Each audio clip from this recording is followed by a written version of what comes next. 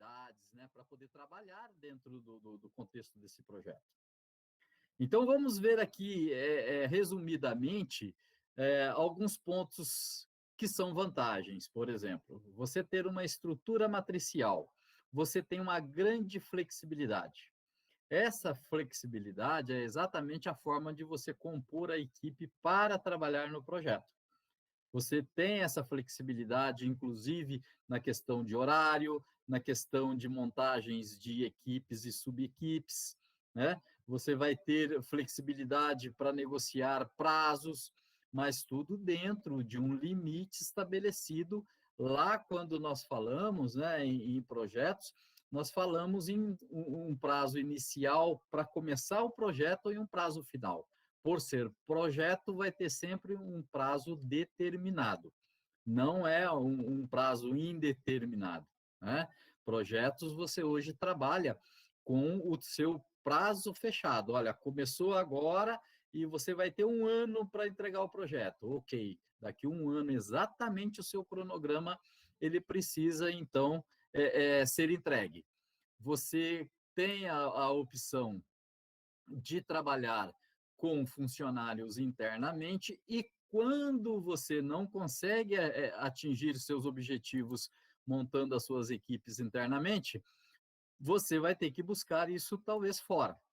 Ou algum especialista que você não encontra dentro da tua empresa, você também vai ter que negociar para trazer essa pessoa de fora para o projeto. Por isso a grande flexibilidade, ok?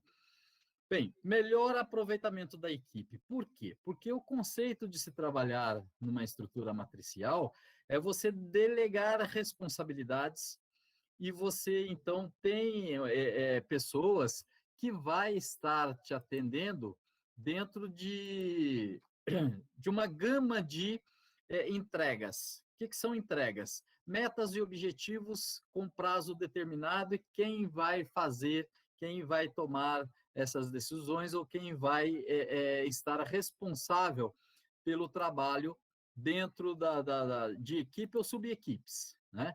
E aí você parte do princípio que você vai poder aproveitar a equipe da melhor forma possível.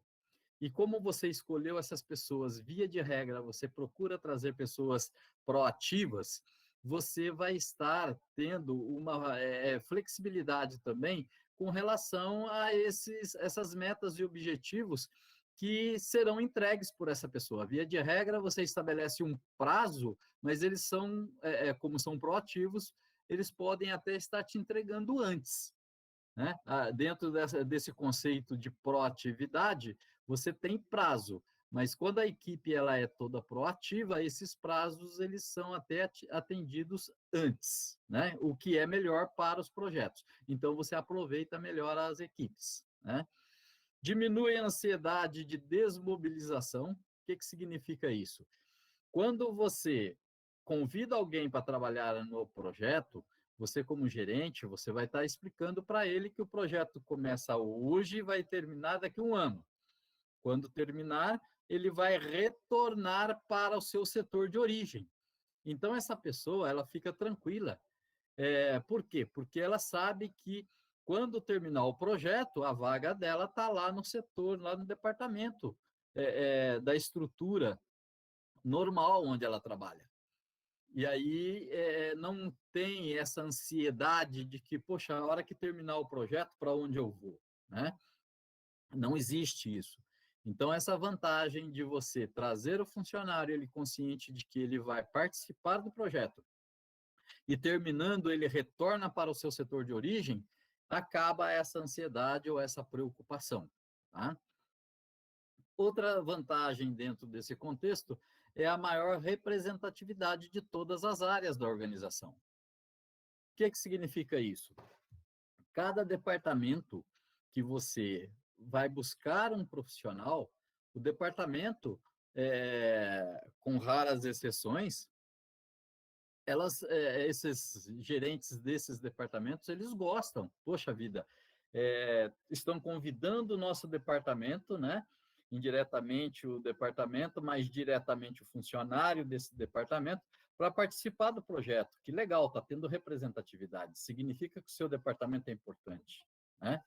Ah, mas quantos vão de cada departamento? Depende, tá, pessoal? Não existe uma quantidade pré-estabelecida. O que existe, via de regra, é um acerto com relação à complexidade do projeto. Ó, eu preciso lá do setor de controller. Controller é geralmente a área financeira, diretoria financeira, tá, pessoal?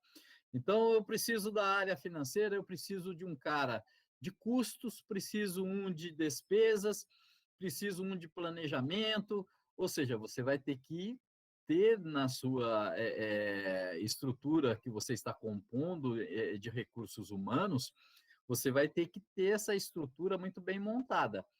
E você vai apresentar isso para o diretor da área de controller, né? E ele, consciente de que precisa, se de fato precisa, tem a necessidade, ele vai ter que sacrificar a diretoria dele para emprestar esses funcionários para você. Por outro lado, veja que legal, a representatividade da área de controller dentro do projeto, né? Ou seja, é para ficar o quê? É para ficar até, né, com o ego aí inchado. Por quê? Porque esse departamento tem uma importância muito grande dentro do projeto. Então, sacrifica um pouco os trabalhos dentro da área, né, e da diretoria como um todo, em cada departamento, e manda os profissionais para fazer parte desse projeto, né? Essa representatividade, ela é muito crítica quando tem departamentos que não são convidados. Opa, poxa, aí esse departamento ele não tem importância. Estão desenvolvendo um projeto que toda a organização praticamente está lá, tem representantes, e o meu departamento não foi convidado. É ruim isso, né? Por quê? Porque o departamento ele não tem importância para os projetos que a empresa está desenvolvendo. Esse é o lado ruim, né? Então, via de regra, pode gerar, sim, uma certa preocupação com os gerentes que precisam liberar seus funcionários, mas, por outro lado, ele está sendo representado, ele tem que ficar contente porque a área dele é uma área importante, né? Com relação às desvantagens, dupla subordinação. Olha que legal, né? Você tem um chefe já é difícil, imagina dois, né? Então, nesse sentido, a gente não fala mais chefe, né? A gente fala do quê? A gente fala do gestor ou do gerente, né? Você responder para o gerente de projetos e responder para o gerente do seu departamento de origem é complicado. Por quê? Porque se você está trabalhando, por exemplo, meio período na área de projetos, meio período você está trabalhando no seu departamento de origem, as cobranças são fortes. Por quê? Porque você vai ter tanto o seu gerente do departamento de origem como o gerente de projetos te cobrando. Isso é um lado ruim, né? É uma desvantagem. Então, quando você vai para o projeto, mas você vai full time, você vai responder só para o gerente de projetos. Isso facilita muito. Mas quando não, você tem dois gerentes para responder. Então, essa dupla subordinação, você tem que ter jogo de cintura para conseguir administrar essa situação, né? Ainda como desvantagem, requer a maior habilidade do gerente do projeto para negociar as prioridades. Ou seja, se você está respondendo para um gerente que tem o seu tempo integral, legal, vocês vão fazer um plano de ação ali, estabelecer metas e objetivos, datas, prazos, né, e tudo resolvido. Mas e quando você tem essa dupla subordinação, como é que ficam as prioridades do projeto e as prioridades do departamento de origem? Isso traz para o gerente de projeto uma situação muito difícil para negociar. Ele precisa ter essa habilidade para conseguir atingir os objetivos desse projeto, né? E, ao mesmo tempo, ele tem uma resistência do outro lado, que é o gerente da área de origem, também colocando as prioridades dele. Então, essas habilidades que os gerentes precisam ter hoje, quando a empresa implanta uma área de projetos, é muito grande. Não só o gerente de projeto precisa ter essa habilidade, mas os demais gerentes também, nesse contexto de que a organização não tem donos departamentais. A empresa é uma só, né? Então, o projeto ele está ali para manter a organização para o futuro. Então, o gerente da área de origem, ele também tem que ter essa habilidade, saber negociar com o gerente de projeto, saber tratar os assuntos, né? É, conseguir ceder, ora um cede, ora outro cede, né? Ou seja, tem que ter aí uma vontade muito grande de negociação. Por isso, entra nesse momento aí o lado de cursos de negociação, que é importante, né? Então, todos, quando tiver a oportunidade de fazer um curso de negociação, aproveita, porque hoje, dentro das organizações, não é só o comprador ou o vendedor que precisa ter esse conhecimento. Todos dentro da organização hoje precisa ter habilidades para negociar, né? Porque a todo tempo você está negociando alguma coisa com o departamento que é sequencial às suas atividades ou anterior às suas atividades. Então, ali você está no meio onde você precisa ter essa habilidade para conseguir manter o trabalho dentro desses prazos estabelecidos. Um ponto também de desvantagem é a diluição da responsabilidade, né? A diluição da responsabilidade, quando você divide, pode gerar, sim, uma carga de trabalho maior para um do que para outro, dependendo dessa responsabilidade.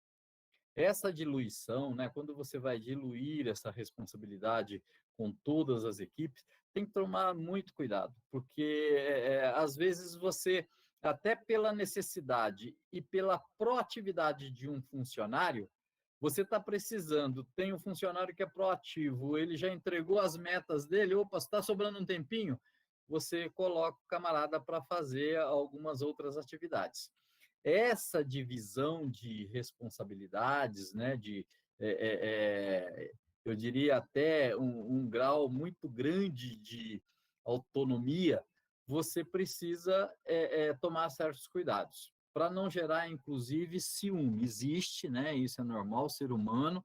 De repente, uma pessoa está se destacando, uma pessoa proativa, uma pessoa que faz as entregas dele todas com antecedência, e aí começa a trabalhar em outras searas dentro do projeto, gera ciúme, tá, pessoal? Isso gera. Então, a gente tem que tomar um cuidado muito grande para não criar nenhum problema nessa distribuição, tá? Mas que é uma desvantagem nesse ponto, porque se você tem atividade, precisa fazer, e você tem uma pessoa que pode fazer, você acaba lançando mão dessa pessoa e pode gerar, sim, um problema aí com outras, né? Uma outra desvantagem é a priorização inadequada. Pode diminuir o pleno aproveitamento ou a produtividade das equipes. Se você vai estabelecer prioridades com as equipes ou com o coordenador de equipes, você, de repente, tem que estar tomando muito cuidado para não fazê-la de forma inadequada. Porque senão você deixa a equipe sobrecarregada e equipe ociosa, né? Essa balança aí é muito complicada, né? Principalmente quando a gente tem um ponto crítico de avanço no projeto, e aí você precisa fazer alguns rearranjos, ou seja, fazer uma análise de um novo caminho para a continuidade de certos segmentos ou de certas equipes dentro do projeto. Digamos que uma equipe está com um grau de responsabilidade muito alto, ou seja, volume de entregas maiores, prazos mais apertados, situações de dependências fora da empresa, como, por exemplo, com fornecedores, e as coisas não estão caminhando muito bem com os fornecedores, né? e tem uma outra equipe que só faz trabalhos internamente, que tem assuntos mais fáceis de serem resolvidos, e aí você estabelece algumas priorizações, deixando algumas equipes sobrecarregadas e outras não, né? A gente tem que sentar e pensar muito bem como estabelecer as prioridades para cada equipe de trabalho, tá? E você pode ter num projeto uma infinidade de equipes, né? Dependendo do projeto, uma equipe para cada segmento desse produto. Aqui não estamos nem citando os produtos, nem dando exemplo, porque você pode ter um projeto com uma equipe somente e pode ter um projeto com mais de 100 equipes, né? Então, dentro do contexto dessa estrutura matricial, a gente precisa estar avaliando muito bem vantagens e desvantagens quando convidado para ser um gerente de projetos ou participar de uma equipe, né? Você pode ser convidado para participar de uma equipe que está sendo decomposto e vai criar outras equipes. Então, não importa aí onde você vai estar sendo encaixado dentro desse contexto. O importante é que você entenda que tudo isso aqui é importante para todos dentro do projeto. Saber que existem vantagens e desvantagens e que tem que estar preparados para buscar soluções para cada problema que surge no dia a dia, né? Então, vamos agora partir para a próxima estrutura. A estrutura matricial. Alguém gostaria de fazer alguma pergunta? Por favor.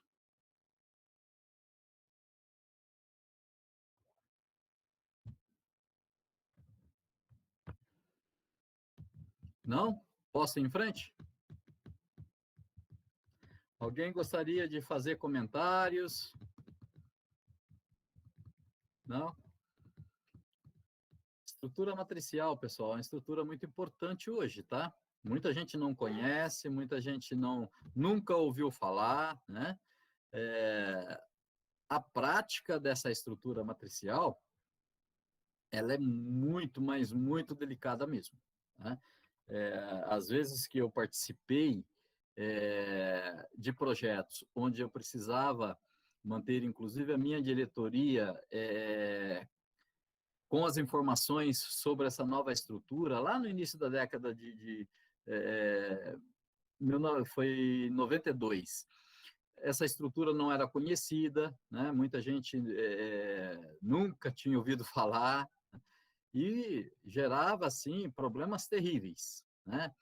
Principalmente entre gerentes, porque a cobrança naquela época era diferente, né? Hoje ainda já existe uma evolução, a gente sabe que os gerentes precisam trabalhar para os objetivos da organização e não para o seu departamento apenas. Nessa época, lá atrás, os gerentes eles se sentiam donos dos departamentos e, consequentemente, donos dos funcionários. Então, liberar um funcionário era difícil. O gerente, quando tinha que liberar, queria liberar o pior funcionário, nunca o melhor, né? E houve uma série assim de mudanças de paradigmas para que a gente pudesse ter hoje a estrutura matricial sendo vista de uma forma muito simples, né? É mais uma estrutura para se trabalhar e não para trazer problema, né? Via de regra, essa estrutura ela traz uma vantagem que eu não coloquei aqui, mas uma vantagem muito grande para os funcionários, né? Eles se destacam facilmente quando você coloca um funcionário numa determinada atividade dentro do projeto e ele é um cara proativo, ele consegue aparecer com suas entregas, né? Ele se destaca. E outros convites dentro da organização acontecem. Eu já vivenciei situações que o funcionário ele foi emprestado do seu departamento de origem, estava trabalhando no projeto e recebeu propostas não só dentro da organização de outros departamentos, mas recebeu proposta fora da empresa. É muito comum, porque você começa a ter contatos, você começa a ampliar o seu leque de contatos, né? Seu benchmarking aí vai longe. E aí você consegue fazer uma série de amigos, né? Pessoas que tá vendo como você está trabalhando, observando o seu lado profissional e te convida mesmo. É uma realidade hoje dentro dessas estruturas, né? A importância que a gente coloca é que se o funcionário ele não está sendo bem trabalhado dentro do seu departamento de origem, e ele recebe proposta de outro departamento, ou de outra diretoria, ou até mesmo de outra empresa, não tem como segurar, viu? O camarada, ele vai, né? Eu conheço um Professor, que pois não? Quem está falando? Vitória, Vitória. Fala, Vitória.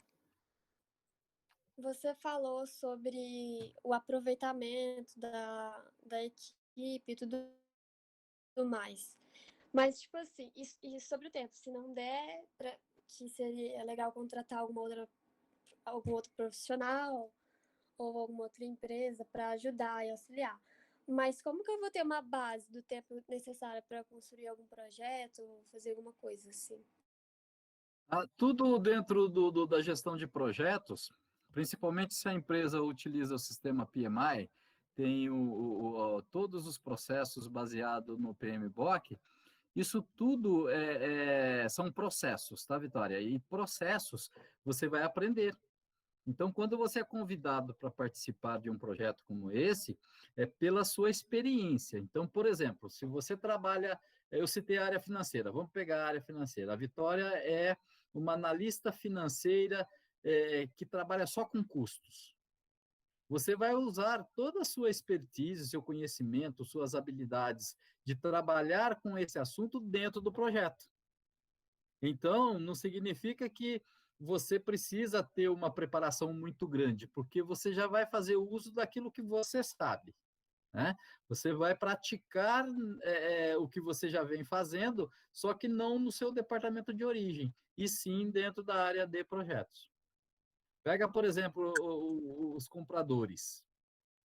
Compradores que são convidados para ir trabalhar em projetos, eles são convidados porque precisa ter negociações com fornecedores, precisa usar o sistema de compras, precisa conhecer a política de compras. Então, tudo isso ele já tem como conhecimento. Ele só vai direcionar para as necessidades do projeto. E essas necessidades elas vão nascendo dentro de cada evolução das fases de projetos. Que a fase, via de regra, quais são? Iniciação, planejamento, execução, controle e encerramento. E aí, dentro dessas fases de evolução do projeto, você tem os processos, que é uma matriz que interliga cada área de conhecimento. São 10 áreas de conhecimento, né? Que é prazo, custo, recursos humanos, requisições. Então, dentro dessa matriz estabelecida pelo PMI, o processo, por exemplo, que cabe aos compradores que vão trabalhar no projeto, existe lá na parte de requisições o que eles terão que fazer. E aí é fácil, porque vai estar estabelecido os processos para os compradores, assim como estaria estabelecendo os processos para o analista financeiro, né? O Onofre está Entendi. colocando, só um segundinho, Vitória. O Onofre, te dando uma resposta, tem sim, eu já estou compartilhando o PowerPoint, daqui a pouco eu vou mostrar novamente, tá? Fala, Vitória. Não, é disso que eu entendi. Entendeu? Legal. Beleza. Obrigada. Mais alguém? Professor, Sim. geralmente esses funcionários são convidados para fazer um projeto em outra área. Aí eles recebem bônus também, em questão de remuneração, alguma vantagem, assim, no Veja bem, decorrer do Fabrício. projeto, na entrega do projeto. Veja bem, Fabrício. Não existe um bônus para quem é convidado para trabalhar nos projetos, dentro das organizações. O que existe é um ganho profissional muito grande, porque você começa a ter a expectativa de crescimento dentro da organização. Você vai continuar trabalhando na mesma carga horária sua, você poderá fazer hora extra, mas dentro do padrão e política da empresa. Você, obviamente, vai precisar viajar. Muitas vezes existe viagens para outros estados, alguns conseguem até dentro do contexto e a experiência viajar para o exterior, né? Vai depender muito da necessidade do projeto. Mas tudo isso a empresa banca, né? Precisou viajar, ela vai bancar hotel, alimentação, transporte, vai te pagar, se você trabalhar hora extra, ela vai te pagar, mas não existe, via de regra, bônus, porque as empresas hoje, a grande maioria das grandes empresas tem trabalhado com PLR. O PLR já faz parte de um ganho adicional baseado em metas e objetivos organizacionais. Então, como isso já foi estabelecido como política, a empresa que tem PLR já está trabalhando assim, não justifica dar um bônus só para ir trabalhar no projeto, porque você vai continuar fazendo o seu trabalho, só que numa área separada, né? A empresa não vai estar cobrando de você mais do que você conhece. O que pode acontecer é a empresa estar lhe dando uma oportunidade com responsabilidades mais ampliadas, e isso vai trazer para você um ganho dentro do seu plano de carreira. Uma Tá? experiência e destaque também. Sim, principalmente o destaque. Porque, olha, eu não conheço nenhum profissional que trabalhava ou que trabalhou comigo dentro dos projetos que depois não tiveram um ganho quando voltaram para sua área de origem. Muitos não voltaram porque receberam promoções para ir para outras áreas, outros assumiram outros cargos, né? Teve alguns que assumiram cargos de gerência. Vou te dar um exemplo. Em 92, eu trabalhei com um rapaz que ele era engenheiro, na época, 92. Ele participou da primeira engenharia simultânea e eu acompanhei bem ele, né? Porque eu era o representante de recursos humanos dentro da coordenação do projeto. E aí eu comecei a observar esse rapaz, né? Ele era... Ô, Bruna, os slides ainda estão comigo aqui, daqui a pouco eu vou postar, tá? Só um minutinho, daqui a pouco eu volto os slides na tela. E eu não mandei esses slides para vocês ainda, tá? Aliás, eu preciso ver se se esses slides já foram ou não. Se não foi, eu mando para vocês. Se não, quem não conseguiu pegar, eu mando novamente, tá? Mas preciso depois dar uma olhadinha se já foi para vocês esse grupo aí de slides. Esse rapaz, o que aconteceu com ele? Ele era um camarada assim, quieto, né? Uma pessoa muito na dele, e foi convidado e foi para o projeto. E esse rapaz começou a se destacar, né? Ele foi aos poucos, assim, quietinho na dele, destacando, foi ampliando, foram dando mais responsabilidades para ele, ele foi assumindo maiores responsabilidades. Em suma, esse rapaz veio depois, foi convidado para participar do projeto para trazer a fábrica para Juiz de Fora. Ele aceitou, veio para esse projeto, viemos para Juiz de Fora. Ele continuou crescendo, tendo oportunidades. Eu saí da empresa em 2005, que eu solicitei a minha demissão e saí em 2005. Em 2007, esse rapaz, ele assumiu toda as atividades da planta de Juiz de Fora. Só para você ter ideia o quanto ele cresceu, né? Ou seja, ele foi o principal profissional executivo aqui em Juiz de Fora, pela planta daqui, por um bom período.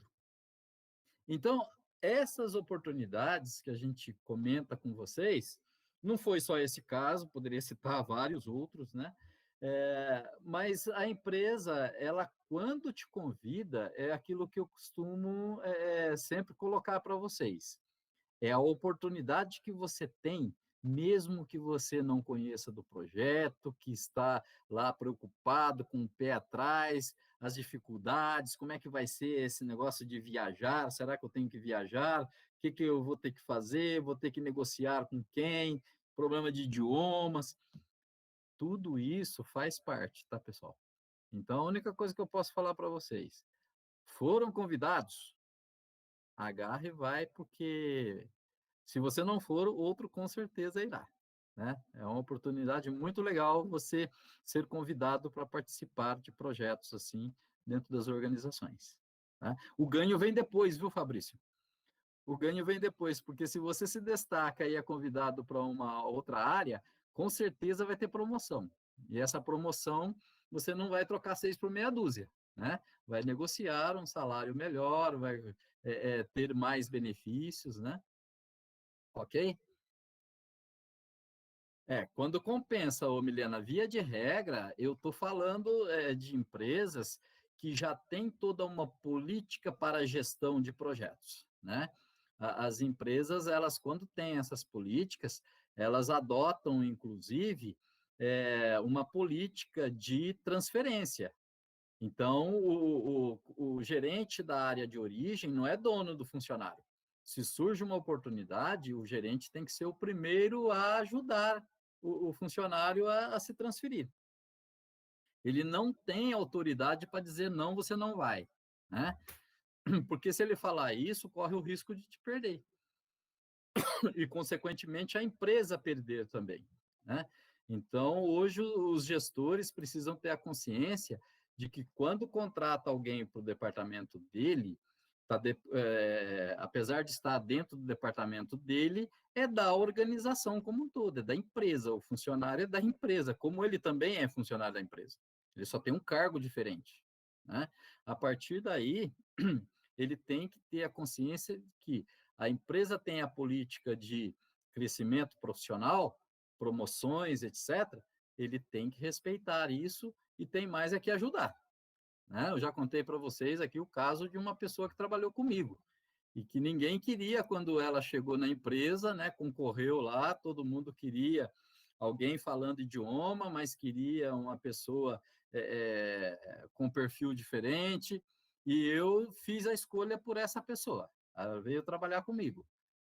De repente, ela foi comigo para a Alemanha, me acompanhou nos projetos lá na Alemanha, o alemão dela excelente, e quando voltou para o Brasil, vários gerentes fizeram convites para ela. Ou seja, ela se destacou, hoje ela mora nos Estados Unidos, só para vocês terem ideia, né? Ela fala inglês e alemão fluente hoje, né? E tem 2 filhas, mora hoje nos Estados Unidos, trabalha numa empresa ligada à Petrobras, né? Então, essas oportunidades que se tem que ser assim agarrado com unhas e dentes, né? E uma coisa eu te digo, Milena, as grandes empresas que têm as políticas, compensa, tá? Eu não tenho assim nenhum exemplo negativo para falar para vocês dos projetos que eu participei. O Marcos Alexandre está perguntando se eu trabalhei. O Sérgio Munhoz foi meu colega, Marcos, desde 1987. Eu conheci o Sérgio Munhoz, ele saiu da Volkswagen, foi trabalhar no mesmo departamento que eu estava lá na área de treinamento e desenvolvimento da Mercedes em São Bernardo, só que ele trabalhava no outro departamento. Nós fomos apresentados em 87. Boa pessoa, né? Quer dizer, excelente pessoa. Você conhece ele? Ah, tá. Ok. Um excelente profissional, viu? Um camarada, assim, fantástico. Gosto muito dele. Esses dias nós tomamos um café junto lá, e é que o tempo está muito curto, né?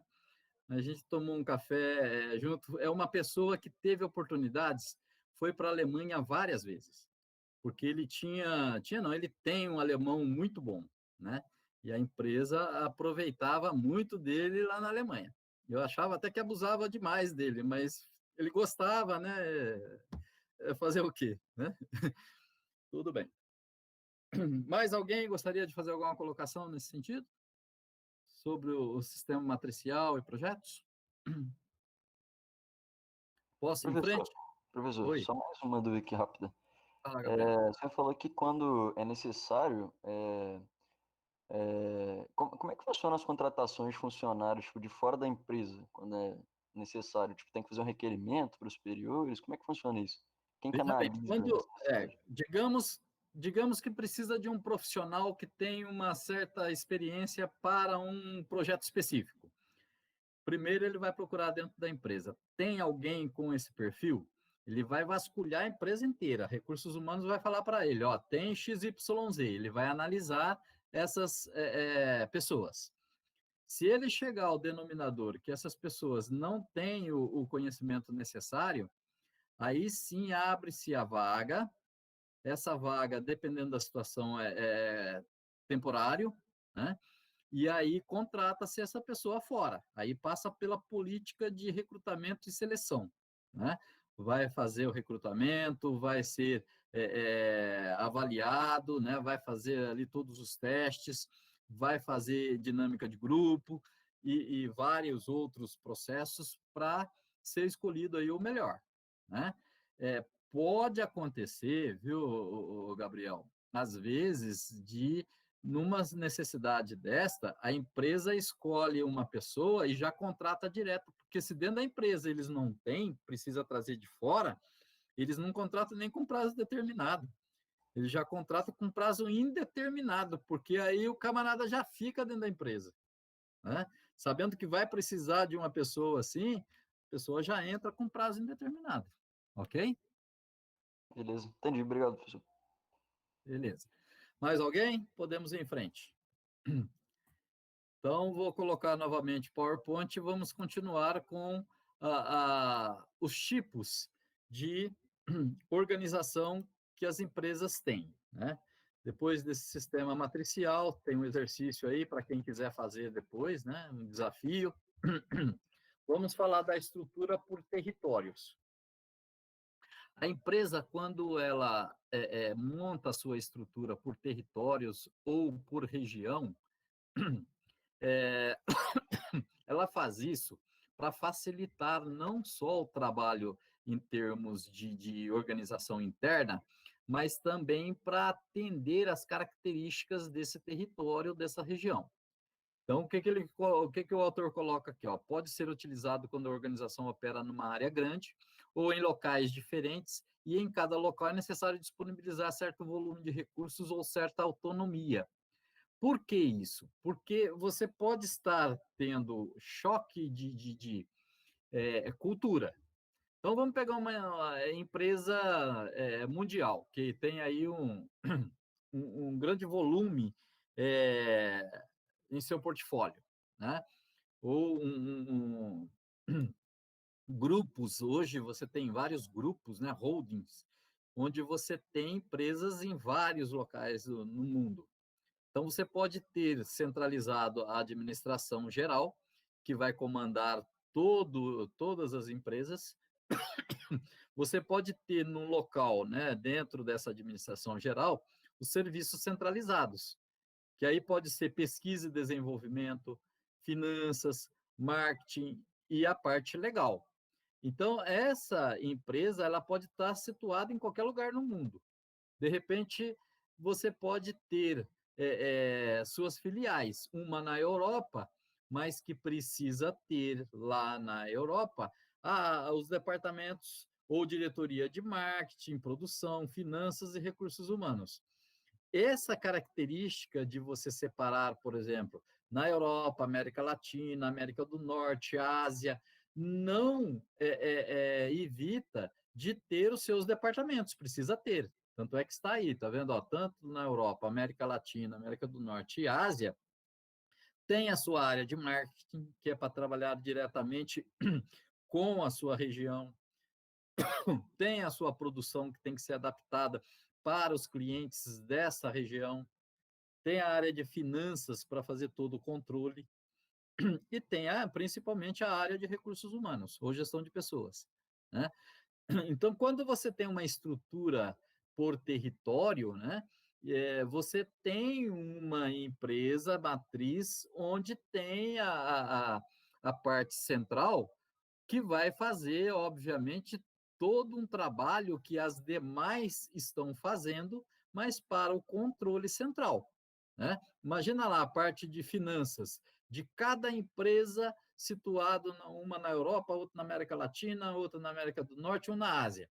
Todos eles precisam apresentar os seus budgets, né? Ou seja, a sua área financeira, tudo que se faz dentro dessa empresa na Europa tem que ser prestado contas lá para a área financeira da central. Então, obviamente, você vai ter a ligação direta. Vou te dar um exemplo. Eu também costumava fazer o planejamento e controle do budget das áreas que eu trabalhava. O meu budget, o último que eu trabalhei, ele tinha um valor aproximadamente de 15 milhões por ano. Como é que é aprovado esse budget? Eu tinha que detalhar a cada ano, e geralmente no mês de junho, eu tinha que estabelecer tudo que seria gasto no ano seguinte, planejar, né? Tinha que planejar item por item. Quantos cafezinhos os funcionários iam tomar durante o ano, quantos lápis precisava ter, quantas canetas, quantas máquinas, quantos computadores, tudo, pessoal, tudo, uniforme, né? EPIs, tudo que vocês imaginam, alimentação, toda a parte de alimentação, toda a parte de benefício. Aí fechava esse budget aqui no Brasil, né? Eu fechava ele aqui, ele ia para a minha área financeira aqui no Brasil, a área financeira daqui pegava esse meu budget, como pegava de todos os outros departamentos, pegava o budget e ia para a Alemanha. Lá eles sentavam com a matriz para discutir. Olha, cada departamento está aqui, ó, quanto eles vão precisar para o ano seguinte. E aí era discutido o que corta, quanto corta, por que corta, né? E aí vinha de volta para o Brasil. De junho a dezembro, ia várias vezes, né? E voltava até ajustar. Fechou o budget para o ano seguinte? Legal. A partir do ano seguinte, aquele budget, a partir do dia 1º de janeiro, e já estava no sistema lançado para início do ano. Ou seja, você tinha que fazer todo um controle de gestão à vista, gestão pela qualidade total, e controlando tudo aquilo que você planejou no ano anterior, que foi aprovado, que vai ser gasto no ano seguinte, tá? E aí você tinha que sempre, a cada 3 meses, fazer o fechamento para saber, está gastando corretamente? Aquilo que você planejou está correto? Teve algum problema com algum fornecedor? Alguma alteração de contrato? Tudo que tem de mudança você vai fazendo durante o ano, né? A cada trimestre você tem um Stervatum para fazer, que ele é chamado de Stervatum. Você fazer uma análise daquilo que você planejou, se está sendo gasto corretamente, né? Se não tiver sendo gasto, você pediu demais, eles vão cortar. Se você estiver gastando e está faltando, você vai ter que justificar para que eles possam fazer um incremento, tá? Então, todo o trabalho feito dentro de uma empresa na Europa, na América Latina, não importa onde esteja, se tem uma matriz, vai ter que prestar conta para essa matriz. E isso, pessoal, via de regra, são todos os departamentos. Então, o departamento de marketing do Brasil presta conta para o departamento de marketing da matriz, né? E vice-versa, né? Produção, finanças, todos têm essa ligação e interação. Por isso existe aí a necessidade, dentro dos projetos, também de muita viagem para o exterior, quando a empresa é muito grande, né? Porque existe essa ligação. A área de pesquisa e desenvolvimento, aí na esquerda de vocês, abaixo dos serviços centrais, as empresas, elas costumam, as grandes, né, ter uma área de desenvolvimento de pesquisa, né? Via de regra, tem também em cada unidade regional a área de projetos, que responde para a área de P&D da matriz, tá? Via de regra, os projetos que são distribuídos para cada regional, para cada território, têm o aval da matriz lá na área de P&D, ok? Aqui você pode ter uma estrutura baseada em quê? Vamos pegar o Brasil, região norte, sul, leste, oeste. Opa, tem um presidente, tem o staff, já expliquei para vocês o que é o staff, né? E tem as regiões norte, sul, leste, oeste. Oh, legal, mas e se a gente tem algum produto que precisa trabalhar, por exemplo, só na região sudeste? Se prepara, né, uma estrutura justificando. Aí você tem região norte, região nordeste, sul, sudeste, centro-oeste, depende da necessidade da sua organização. Por que isso? Porque você tem que respeitar também a regionalidade de cada situação dos seus produtos. Será que o produto que eu vendo na região norte é o mesmo produto aceito para a região sul? Vamos pegar cobertor, né? Será que tem a mesma intensidade a venda de cobertor lá na região norte como a região sul? Né? Ou seja, existe uma série de análises que devem ser elaboradas para você estabelecer a região que você pretende trabalhar.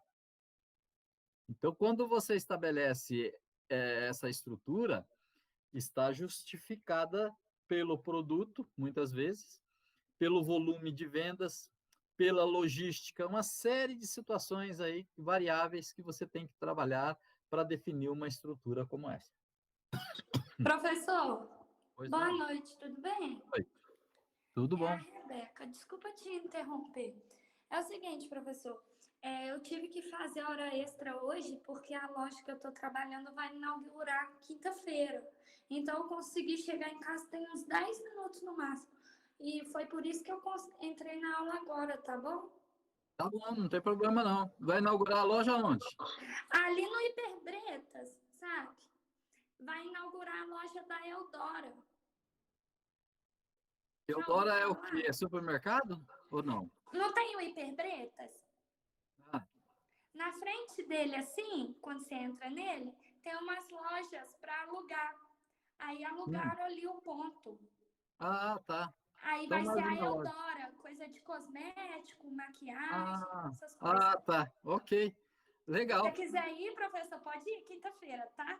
Quinta-feira? Eu tô ficando Isso. longe do povo. Eu ainda não tô saindo, não. Então, Tô com tá bom. medo desse vírus aí. Mas Ai, tá obrigado pelo perigoso. convite. Boa sorte lá, viu? Obrigada. Legal. Mais uma loja. Isso. Beleza. Boa sorte. Bem, pessoal, aqui tem um desafio para vocês também, né? Esse desafio eu sempre coloco, que é para vocês tentar elaborar alguma estrutura, que é interessante, pessoal. Interessante não, eu acho fundamental vocês conhecerem as estruturas, tá? Aquilo que eu já falei para vocês, às vezes, você conhecendo a estrutura da organização que você trabalha, você vê as suas oportunidades. E aí você pode, de repente, estar conseguindo promoções aí, indo para outra área onde a estrutura é diferente, né? O fato de você conhecer as estruturas da sua organização, além dessa parte, que você começa a entender o negócio da empresa que você trabalha, né? Isso é importante, é fundamental. Hoje a gente precisa estar envolvido em vários segmentos dentro da organização para ser visto, para ser lembrado, né? Para ser promovido. Bem, agora nós temos aí a estrutura organizacional que nós chamamos a estrutura por clientes. Esse tipo de estrutura, vamos ver o que o autor coloca para nós aqui, ó. É adequado quando a organização atende a diferentes tipos de clientes, com necessidades muito distintas, e quando os clientes são iguais, mas têm necessidades diferentes. Opa, então, vamos pegar aqui, ó, exemplo, lojas e departamentos, bancos. Vamos pegar o Banco do Brasil. Ó. Você pode ter uma estrutura por cliente do Banco do Brasil diferente de outro banco, mas aqui ó, é uma estrutura bem básica. Gerente de agência, Debaixo desse gerente de agência, ele tem o gerente de administração e o gerente de módulo. E tem também, abaixo do gerente de módulo, os caixas. E em linha reta, ele tem subordinado a ele, o gerente da agência, ele tem subordinado o gerente de contas de pessoa jurídica e o gerente de contas de pessoa física. Esses gerentes, tanto de pessoa física como pessoa jurídica, têm abaixo dele assistentes de negócios, escriturários, né? Que é basicamente igual. Só que ele separa as gerências, tá vendo? A pessoa jurídica da pessoa física. As necessidades dos clientes são diferentes. Então, essa estrutura é uma estrutura baseada no atendimento do cliente, né? Pessoa física vai atender a comunidade como um todo. E o gerente de pessoa jurídica, bem específica, né? Vai atender os empresários, né? Aqui tem uma loja, acabamos de falar, né? De loja, uma loja de departamentalização por clientes, tá vendo? Ó, esse tipo de gerência você encontra subdividido departamento infantil, departamento feminino e departamento masculino. Então, você tem debaixo dessa gerência o departamento infantil subdividido por meninas e meninos, o feminino, adolescentes, jovens, adultas e adultas, e o masculino, adolescentes, jovens, adultos e adultos. Ou seja, você monta a sua estrutura dentro da sua necessidade. É igual a van, você chega lá na van, você vê os departamentos todos bem segmentados, né? Isso é importante para que você entenda, de repente, dentro da sua organização, a decisão que você pode tomar, fazendo mudanças dentro dessas estruturas, né? Adaptando as estruturas dentro da realidade para o cliente. Isso é fundamental, né? Para não ficar tudo bagunçado. O cliente entra numa loja, vê que está tudo bagunçado e não volta mais, né? Aqui tem também o exercício. E a partir dessas estruturas, eu terminei hoje, né? Eu vou iniciar algumas outras estruturas menos usuais, mas para que vocês saibam que elas existam. Dentro do que foi falado até agora, tem alguém que gostaria de fazer alguma pergunta? O Marcos está dizendo aqui que está fazendo isso na empresa hoje, amanhã vai apresentar. Fala aí, Marcos, abre o seu microfone. Conta para nós o que você está fazendo. Alô, pessoal? Está ouvindo? Sim, pode falar. Eu hoje fiz Na verdade, não é um trabalho um dia só, né? Eu fazendo desde a semana passada. Fazendo um levantamento de tudo que foi gasto do ano passado e apresentando para o ano de 2021. Na verdade, para o ano passado, desse ano. De 2020, vai apresentar agora 2021. E o que eu observei? Várias coisas que foram pedidas no meu centro de custo não pertencem à minha área, sim outra área. Então, eu estou tendo que justificar o motivo de ter extrapolado aí uma quantia bem grande. Entendi. Isso acontece, né? A justificativa, claro que a área financeira, via de regra, ela tem que ficar atenta com esses negócios, né? Porque são muitos centros de custos, são departamentos, às vezes tem um departamento com vários centros de custos, você tem que saber como jogar todas as suas despesas, tem que estar de acordo com o planejado, né? E se colocar em centro de custo diferente, ou usar a verba que é para uma coisa, usar para outra, isso geralmente dá problema, vai ter que justificar mesmo, né? É complicado.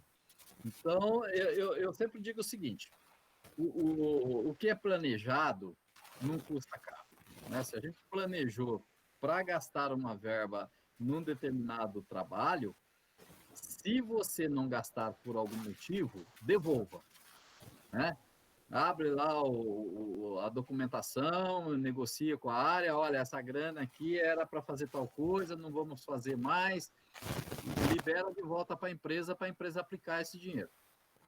E se precisar de verba para um outro centro de custo, um outro trabalho, uma outra máquina, ou seja, para qualquer outra coisa. Precisou da verba? Surgiu a necessidade?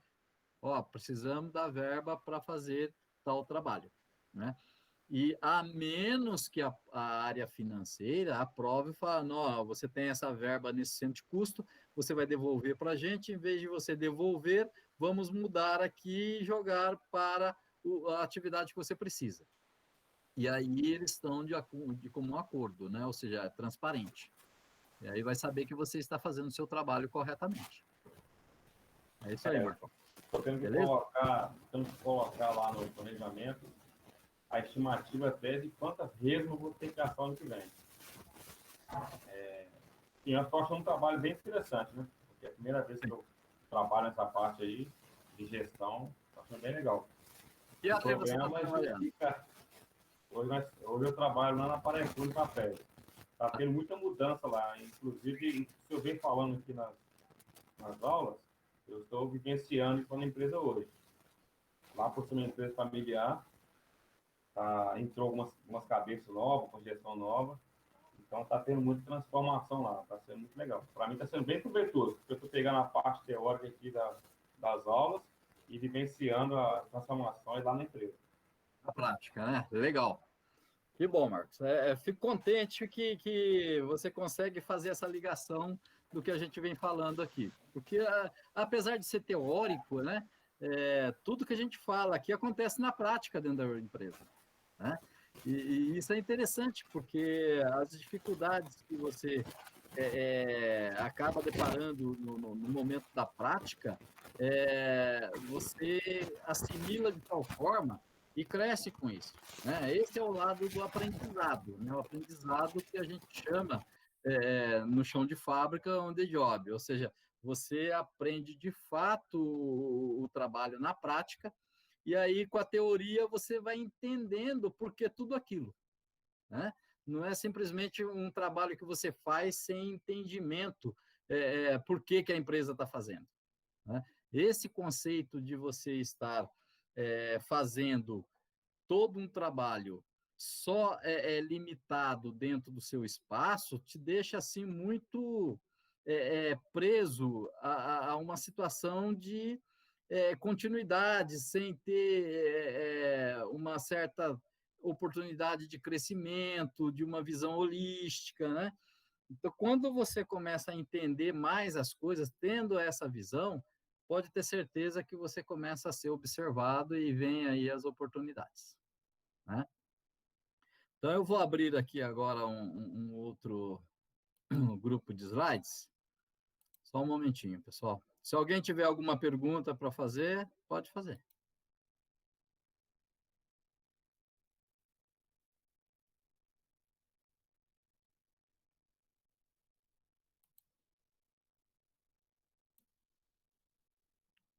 Comentários, se alguém tiver algum comentário para fazer da sua empresa também, fique à vontade. Professor, Nofre, fala, Nofre. te perguntar só uma coisa. Você comentou na aula que você trabalhou com a parte de gestão de RH. Só 20 anos. Top de linha. Mas assim, é só uma pergunta. Para você, o que você mais valoriza assim numa seleção? Qual assim, o principal ponto que um candidato tem que ter em uma seleção? Mas, assim, eu sei que não tem muito a ver com a aula, não, mas mais é caráter de orientação mesmo, só isso. Não, mas faz parte, viu, Nofre? Nosso assunto ele envolve para vários segmentos, porque quando a gente fala em estrutura organizacional, para cada vaga daquela precisa de uma pessoa. Nós estamos falando em gestão de pessoas, né? Nós estamos falando da pessoa que vai assumir um grau de responsabilidade com tomadas de decisões, né? O que eu valorizo hoje, que eu olho, Onofre, que é fundamental para a organização? Eu recrutei muita gente para trabalhar nas minhas estruturas durante esse tempo todo, né? E para cada perfil, para cada tipo de profissional, você tem umas características diferentes que você precisa avaliar. Você não tem uma receitinha de bolo, um padrão, né? Por quê? Porque eu trabalhava com um grupo de médicos, então só de médicos eu tinha lá na minha estrutura, entre terceirizados e orgânico, que a gente chama orgânico, é direto ligado a você dentro da empresa, né? Só esse ramo na área de medicina, eu tinha mais de 600 pessoas envolvidas. Todo tipo de médico, enfermeiro, né? Profissionais da área de saúde. Eu tinha engenheiros, eu tinha advogados, eu tinha contadores, eu tinha economistas, né? Ou seja, eu tinha vários profissionais com perfil diferente. Então, o que eu olhava? Primeiro, o perfil do profissional que vinha trabalhar comigo. Eu olhava o currículo, se tinha o conhecimento necessário para não, de repente, escolher um cara errado e ele não aguentar com o peso da responsabilidade. Então, esse era o primeiro ponto, né? Ele tinha que ter conhecimento daquela área que eu precisava, tipo um médico coordenador de ambulatório. O cara ele não podia ser só médico, ele tinha que conhecer, além da parte de medicina, ele precisava conhecer de gestão, porque ele ia administrar os assuntos voltados para um ambulatório médico, é um mini hospital, né? Então, eu olhava primeiro o lado, a formação técnica da pessoa, e dentro da formação técnica, a experiência dele, por onde ele passou, né? Quais as experiências que ele desenvolveu, projetos que ele participou, né? Alguns assuntos ou algum trabalho em destaque que ele fez na organização dele, né? Então, eu dava oportunidade para que a pessoa falasse de tudo que fazia, o que estava fazendo naquele período. Então, primeiro ponto, conhecimento do assunto necessário para que ele conseguisse se manter no cargo. Os conhecimentos que ele tinha adquirido ao longo da vida dele. É importante, é fundamental. E aí, eu partia mais para o lado comportamental. Por quê? A deficiência técnica de um candidato, a organização ou as organizações, elas conseguem resolver. Digamos que o candidato ele é excelente na parte técnica, mas falta ali uma coisinha, duas, para ele conseguir tocar o trabalho. Você consegue preparar essa mão de obra rapidamente. Você manda para fazer curso, você manda fazer imersão, você manda para o exterior se for necessário. Você resolve esse lado técnico do candidato. Agora, o lado comportamental, principalmente o lado psicológico, né? O lado que a gente precisa, inclusive, da participação de um psicólogo, né? Esse lado comportamental é o lado que, para mim, pesava mais. Porque não adianta o cara ser muito bom, sabe, Onofre? Não adianta o cara ser bam, bam, bam. Se o cara não tiver um bom comportamento, não vai resolver. Então, a parte técnica você corrige, o comportamental é difícil você corrigir. Então, se o camarada ele teve algum problema comportamental durante a vida profissional dele, eu já descartava. Essa é a minha visão, tá? Eu trabalhava assim, muitos colegas trabalham assim. Porque você pegar alguém que tem um comportamento ruim, um comportamento crítico, uma pessoa que você não pode confiar nela, você não trabalha com essa pessoa de forma estratégica. Você fica sempre com o pé atrás, né? E essa pessoa, ela vai te apresentar um problema, depois ela vai apresentar um outro problema, e vai nessa linha. Porque a pessoa, quando ela é problemática, ela apresenta o problema a primeira vez, ela não para por aí. Quando a pessoa não tem um problema de comportamento, se ela erra, você conversa com ela, ela entendeu e bola para frente, ela não vai errar mais, às vezes muda da água para o vinho, sabe? Começa a te surpreender, inclusive. Ok, mas se você tem um colaborador e ele apresenta um problema hoje, você senta com ele, conversa, ele fala que vai melhorar, te convence que dali para frente não vai ter mais nenhum problema, tá. Passa-se algum tempo, aconteceu um outro problema com ele, você pode esperar que vai acontecer a terceira, a quarta, E se você deixar, lá na frente, você vai ter que demiti-lo por justa causa.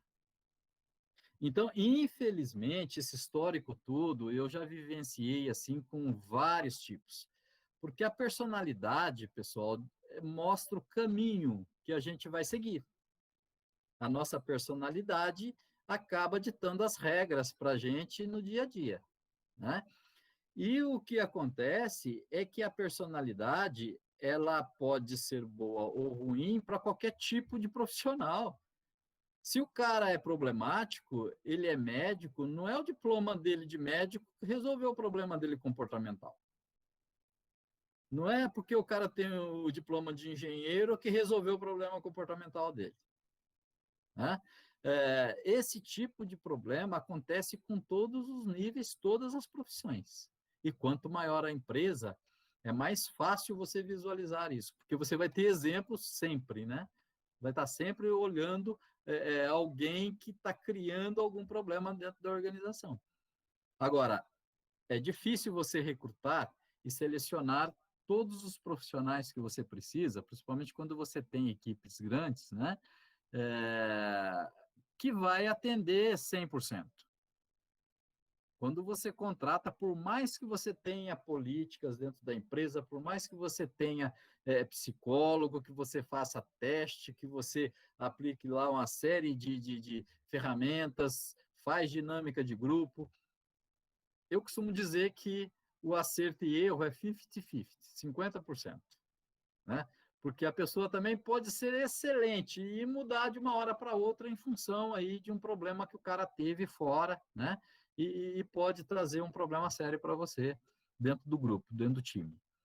Então, é muito complicado quando a gente fala em recrutamento e seleção, tá, Onofre? Mas respondendo a sua pergunta, eu prefiro corrigir falhas técnicas num candidato e fazer a escolha por ele, do que ter que mudar alguém dentro do lado comportamental. Ok? Ô, professor, eu achei interessante isso aí que você falou, de, vamos supor, de chamar a pessoa, conversar com ela, dar um aviso, né? Eu trabalhei numa loja que a dona, né, da loja, ela não sabia conversar com as pessoas, né? E, assim, ela era muito ignorante mesmo. E ela tinha uma funcionária, assim, que era impecável, sabe? Uhum. E aí, um dia, teve uma fofoca na empresa e a dona chegou com a loja lotada de cliente, chegou gritando com a funcionária, né? Então, assim, eu acho que é algo que a gente não deve fazer, né? Acho que fica ruim para a empresa, né? Tem que haver o respeito. Ponto de vista meu, exatamente. Porque o certo era ela chamar ela no canto, né? E com o cliente, e assim, as clientes ficaram sem reação, né? Ela poderia ter esperado. Então, assim, às vezes, o erro é do profissional, mas também pode ser do dono, né? Aí Com certeza. vai de caso a caso, né? As empresas por onde eu passei, todas tinham políticas comportamentais. Que política é essa? Por exemplo, se o funcionário, no primeiro momento, ele criou um problema, você senta com ele separadamente, numa sala de reunião isolada, né? E chama a atenção dele, conversa com ele. Isso profissionalmente falando, é uma advertência verbal, né? Uhum. Aí, funcionário, lógico, quando sempre ele diz que vai melhorar, tudo bem, né? A gente vai dar oportunidade. Aí, se acontece a segunda vez, você tem que aplicar nesse funcionário uma advertência por escrito. E aí você chama o funcionário também isoladamente, olha, você já teve uma advertência verbal, agora você cometeu o erro, segundo erro, uma advertência por escrito.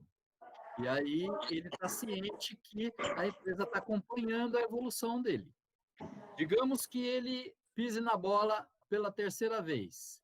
Você não pode dar advertência verbal nem por escrito. Você tem que dar uma punição de 2 dias. Você dá um gancho para ele, né? Ou seja, você faz uma carta essa carta você coloca ciente de que, em função dele já ter cometido outros 2 erros, ele está sendo penalizado, né, com uma suspensão de 2 dias. Não adianta dar suspensão de 5, 10, né? É até ilegal você dar uma suspensão com mais de 2, 3 dias. No máximo que você dá a suspensão, pode usar aí 2 dias. E desconta do salário dele, tá? Deu a suspensão pelo motivo, então desconta do salário. Se o funcionário, depois de um determinado tempo, ele comete uma falha grave, você já passou por 3 etapas. Qual é a próxima etapa? Desligamento. Você pode fazer esse desligamento, dependendo da atitude dele, você faz o desligamento com justa causa ou sem justa causa. Por quê? Porque você tem isso, Milena, é dosimetria. Você tem, muitas vezes, funcionários que, quando ele sabe que ele já passou por tudo isso, ele comete uma falha grave, ele dá um prejuízo muito grande para a empresa. Eu tive N funcionários, tá? Não vou falar quantos, que eu dei oportunidade. A partir daquele momento que ele teve uma advertência e teve um gancho de 2 dias, esse funcionário para mim não servia mais, né? Eu dava chance até o 3º ponto. A partir do 3º ponto, eu dava oportunidade para ele ir para outro setor, ele poderia procurar outro setor, embora, poderia pedir demissão, porque se ele cometesse uma falha grave, com certeza essa falha grave eu ia ter que demiti-lo por justa causa. E acontecia, tá, pessoal? Às vezes o camarada cometia uma falha grave e a gente tinha que ainda dar outra chance para ele. Olha, vai embora, pede demissão, porque senão você vai por justa causa. E aí o camarada acaba, nesse momento, pedindo demissão e indo embora para não ter uma juca, né? Justa causa. Ok? Saímos fora um pouquinho só do contexto organizacional em termos de estrutura, mas está dentro, tá, pessoal? Porque dentro de cada vaga da estrutura organizacional tem uma pessoa, e essa pessoa ela tem que ter o perfil adequado para cada vaga dessa. Então, não estamos assim tão fora, tá? Nós estamos aproveitando até para conversar um pouco sobre o preenchimento de cada vaga dessa dentro das organizações. Hoje, cada gerente, veja bem, cada gerente de área, de departamento, ele tem que fazer a escolha do profissional que vai trabalhar com ele.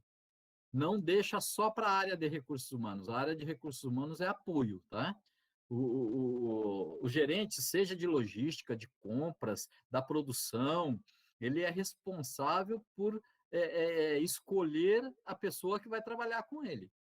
Os recursos humanos vai dar todo o apoio, vai ajudar a recrutar, a selecionar, vai aplicar teste, vai fazer dinâmica, mas o gerente da área principal, a área que vai contratar de fato o funcionário, ele é responsável pela admissão dessa pessoa.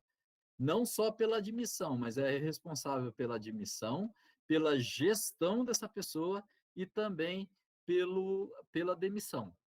Tá? Tanto é que quem dá punição hoje, quem adverte os funcionários, é o gerente da área. Recursos humanos vai lá para auxiliá-lo, né? Ele tem que fazer o trabalho dele de gestor. Então, não importa qual departamento, ele também tem que fazer esses trabalhos. Ok? Bem, pessoal, mais alguma pergunta? Alguém gostaria de fazer mais alguma colocação? Não? Deixa eu só ligar aqui que o meu computador está acabando a bateria. Só um minuto, por favor.